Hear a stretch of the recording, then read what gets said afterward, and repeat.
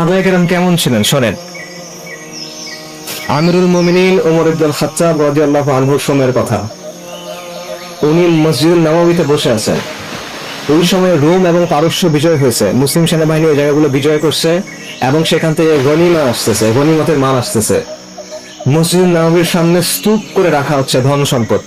সাহাবায়ে কেরাম খুশি, কিন্তু ওই সময়ে ওমর রাদিয়াল্লাহু আনহু কান্না করতেছে। তাকে সাহাবারা জিজ্ঞেস করছেন, আমিরুল মুমিনিন আপনি খুশি না কেন?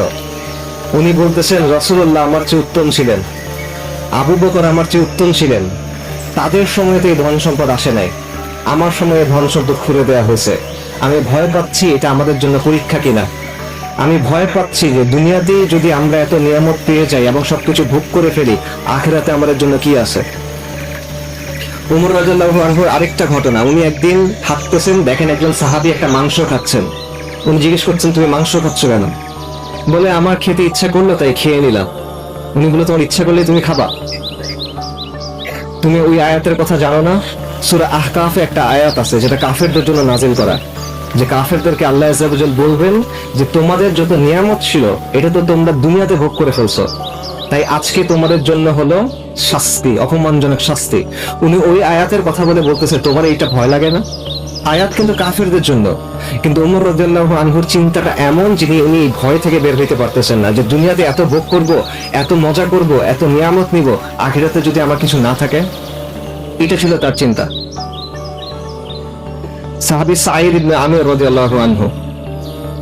আজকে আমরা কি করি দেখেন, আজকে আমরা দুনিয়ার পিছনে ছুটি, দুনিয়ার জন্য আল্লাহ অবাধ্যতা করি, দুনিয়ার জন্য আল্লাহ যেটা করতে বলছেন সেটা থেকে সরে যাই, তারপরে বলি আলহামদুলিল্লাহ ফর এভরিথিং। মনে করেন ব্যাংকে চাকরি পাইছে, তখন বলে আলহামদুলিল্লাহ ফর এভরিথিং।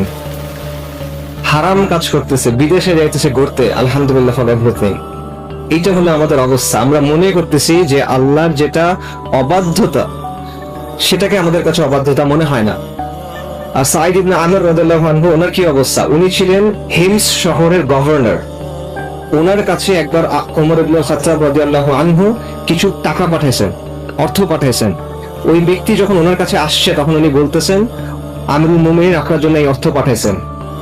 তখন সাঈদ ইবনে আমির বলতেছে, ইন্না লিল্লাহি ওয়া ইন্না ইলাইহি রাজিউন। এরপর ওই লোক টাকা দিয়ে চলে গেছে। ওনার স্ত্রী জিজ্ঞেস করতেছেন যে কি ব্যাপার, আমিরুল মুমিনিন কি ইন্তেকাল করলেন? মানে ইন্না লিল্লাহ পড়ছেন কেন? তোমরা যে না, এর চেয়েও খারাপ ঘটনা। কি এর চেয়ে খারাপ ঘটনা? যে দুনিয়া আমার ঘরের মধ্যে ঢুকে গেছে, এটা এর চেয়েও খারাপ ঘটনা। তারপর তিনি স্ত্রীকে বলতেছেন, আমি এই টাকাগুলো দিয়ে দিই? ওনার স্ত্রী বলছে, হ্যাঁ দিয়ে দেন। ওনার বাসার সামনে দিয়ে একটা বাহিনী যাচ্ছিল মুসলিমদের জিহাদের জন্য, ওই টাকা তাদেরকে দিয়ে দিচ্ছেন। সাঈদ ইবনে আমির রাদিয়াল্লাহু আনহুর ব্যাপারে ওই শহরের মানুষ 4টা অভিযোগ দিয়েছেন ওমর রাদিয়াল্লাহু আনহুর কাছে। 4টা অভিযোগ। প্রথম অভিযোগ, এই ব্যক্তি সকালে দেরি করে আসে।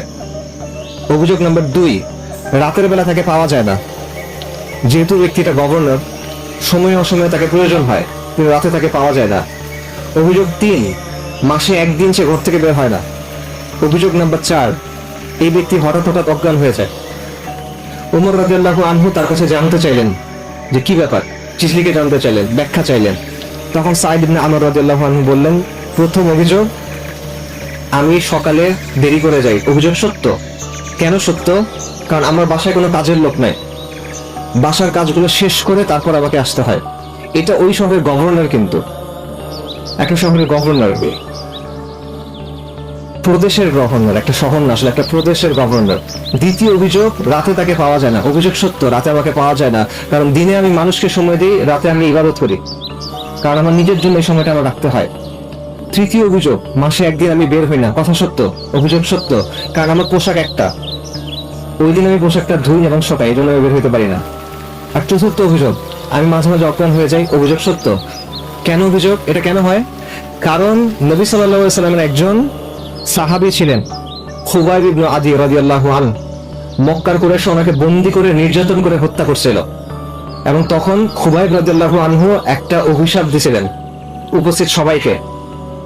তো ওই সময় সাঈদ রাদিয়াল্লাহু আনহু তখন ইসলাম গ্রহণ করেন নাই, তিনি ওখানে উপস্থিত ছিলেন। তো এই ঘটনা যখনই মনে হয় উনি অজ্ঞান হয়ে যান। তো এই হলো তার অবস্থা। আরেকজন সাহাবীর কথা শুনেন, সালমান আল ফারিসি রাদিয়াল্লাহু আনহু, বিখ্যাত সাহাবী। সালমান আল ফারিসি ছিলেন ইরাকের মাদিয়ান এই প্রদেশের গভর্নর। উনি যখন গভর্নর ছিলেন, ওনার পোশাক ছিল এমন একটা জুব্বা যেটা হাঁটুর একটু নিচে পর্যন্ত যায়, এর বেশি নিচে যায় না। উনি গভর্নর থাকা অবস্থায় উনি জীবিকা অর্জন করতেন কিভাবে? উনি ঝুড়ি বানাইতেন নিজে হাতে, বেত দিয়ে ঝুড়ি বানাতেন, সেই ঝুড়ি বিক্রি করতেন। উনি চলাফেরার জন্য একটা খচ্চর ব্যবহার করতেন। সাধারণত সম্মানিত মানুষ খচ্চর ব্যবহার করবে না, ঘোড়া ব্যবহার করবে। উনি খচ্চর ব্যবহার করতেন। এটা নিয়ে বাচ্চারা হাসি ঠাট্টা করতো, উনি চুপচাপ থাকতেন, উনি হাসতেন।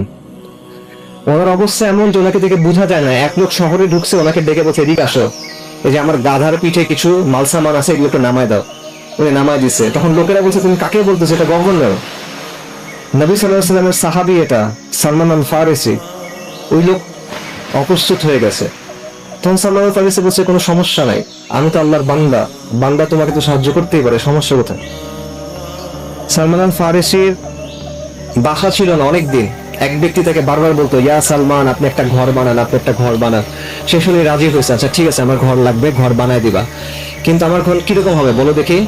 ওই লোক বলছে, আমি জানি আপনার ঘর কেমন হবে। আপনার ঘর হবে এমন যে আপনি যদি সোজা হয়ে দাঁড়ান, আপনার মাথা ছাদে বাড়ি খাবে, আর আপনি ঘুমানোর সময় যদি পাশ ফিরে, আপনি দেয়ালের সাথে বাড়ি খাবেন।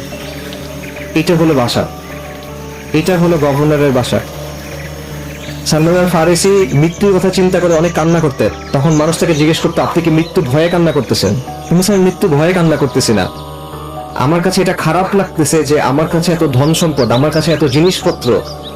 নবী সাল্লাল্লাহু আলাইহি ওয়াসাল্লাম যখন ইন্তেকাল করছেন, তখন তো তার কাছে এত জিনিস ছিল না।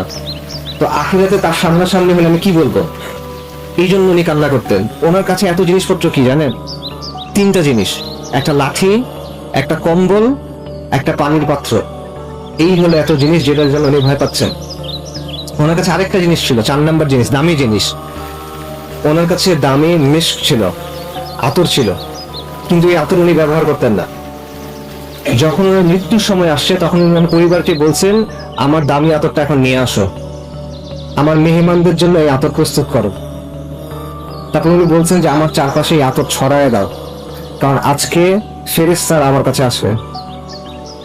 এইভাবে উনি মৃত্যুর জন্য প্রস্তুতি গ্রহণ করছেন।